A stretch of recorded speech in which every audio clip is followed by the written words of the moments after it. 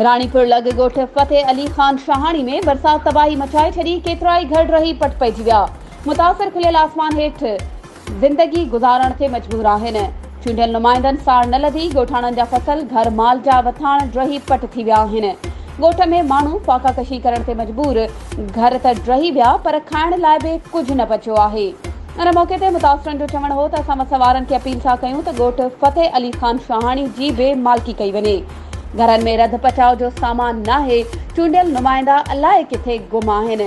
ॻोठाणनि जो चवणु आहे त असां सीएम सिंध साईं मुराद अली शाह, बिलावल भुट्टो ज़रदारी साहब खे, तक जे MPA MNA साईं फज़ल अली शाह, साईं प्यार अली शाह खे अपील था करियूं।